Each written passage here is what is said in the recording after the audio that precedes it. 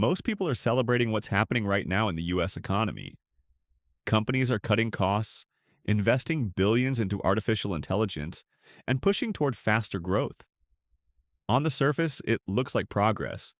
But here's the part almost no one is paying attention to. This same shift could quietly weaken the very system millions depend on for retirement. Social Security is not built on hype or innovation. It's built on workers, wages, and payroll taxes. And when that foundation starts to shift, the consequences don't show up immediately, but when they do, they hit hard. Right now, there are two forces colliding at the same time. On one side, more Americans are retiring than ever before, pulling money out of the system at a record pace.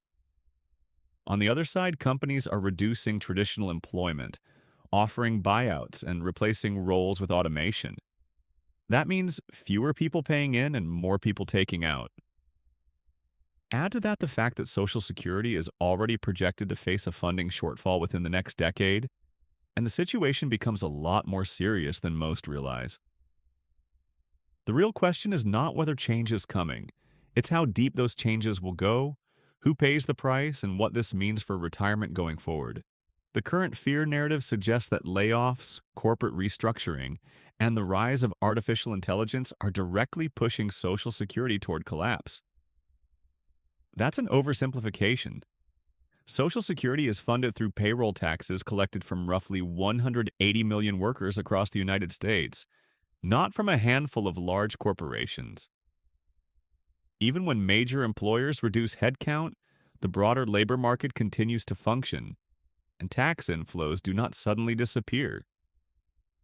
The system collects a total payroll tax of 12.4%, split evenly between employer and employee.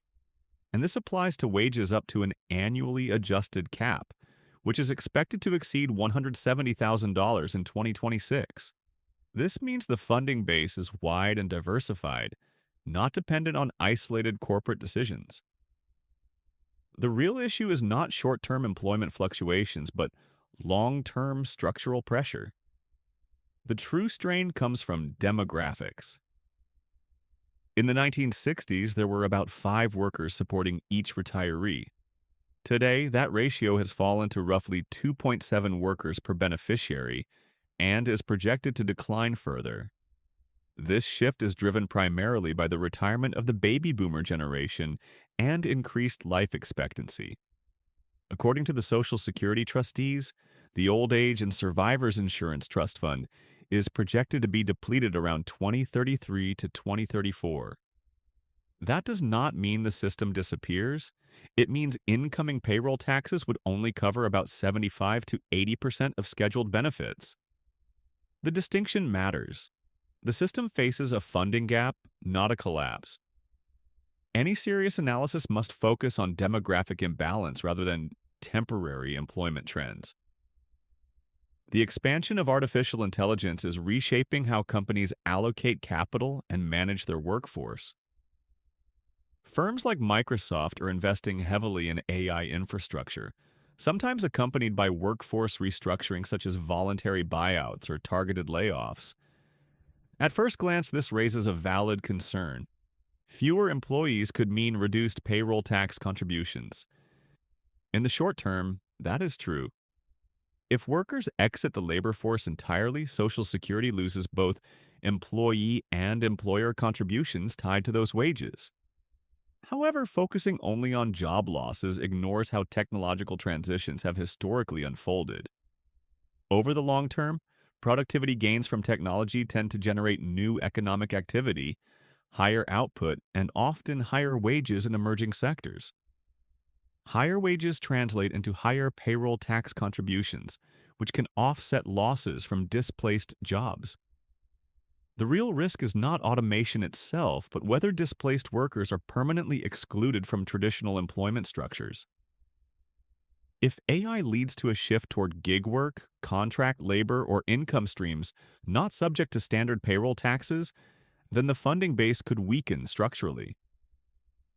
The issue is not simply jobs disappearing, but whether the nature of work changes in a way that reduces taxable wage income. That is where policy adaptation becomes critical, not the existence of AI itself.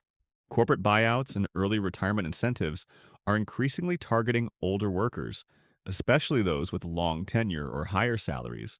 These programs are often framed as voluntary and beneficial, but they have measurable consequences for Social Security. When experienced workers exit the labor force earlier than expected, they stop contributing payroll taxes while potentially beginning to draw benefits sooner. This creates a double impact: reduced inflow and increased outflow. Many individuals accept buyouts and then claim Social Security at age 62, which is the earliest eligibility age, rather than waiting until full retirement age, typically around 67. Claiming benefits early reduces monthly payments by as much as 30% compared to waiting until full retirement age, but it extends the duration over which benefits are paid. With Americans living longer, the system pays benefits for more years per retiree than in previous generations.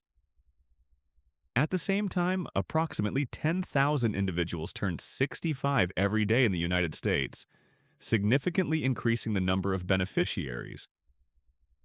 The combined effect of early retirement, longer lifespans, and a shrinking worker to retiree ratio creates sustained financial pressure.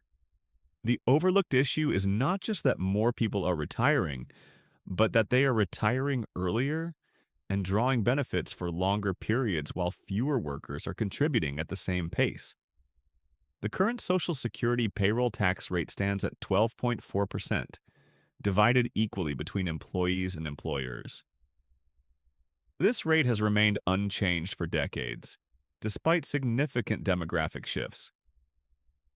As funding pressure increases, policymakers are actively discussing potential adjustments. One commonly proposed option is raising the payroll tax rate modestly, potentially toward 14 or even 15%. Another proposal involves increasing or eliminating the wage cap, which currently limits how much income is subject to Social Security taxes. High earners stop paying into the system beyond that threshold, which restricts revenue growth. Historically, major reforms have occurred when the system approached financial strain, most notably in 1983 when Congress implemented a combination of tax increases and benefit adjustments. Any future changes are likely to follow a similar pattern, combining multiple measures rather than relying on a single solution.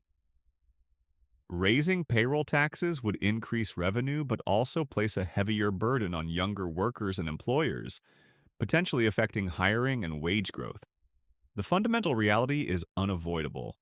Closing the funding gap requires either higher taxes, reduced benefits, an increased retirement age, or a combination of all three. There is no scenario in which the system is stabilized without trade-offs. A growing number of individuals believe Social Security will not exist by the time they retire, leading to disengagement from the system.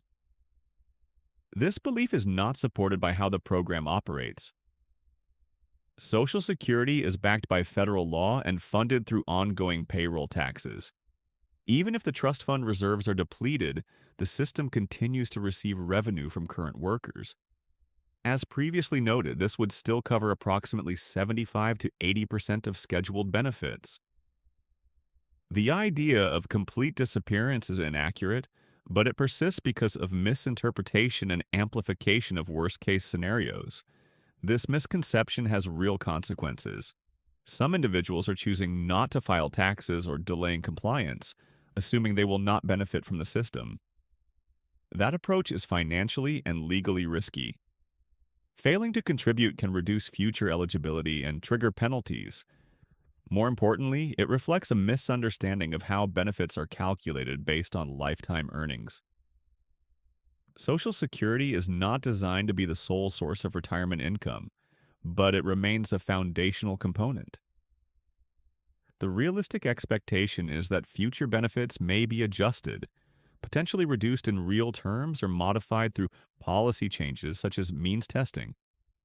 The system will evolve, not disappear, and decisions made today directly influence future benefit outcomes. Thanks for watching Social Security Post, and I'll see you in the next video.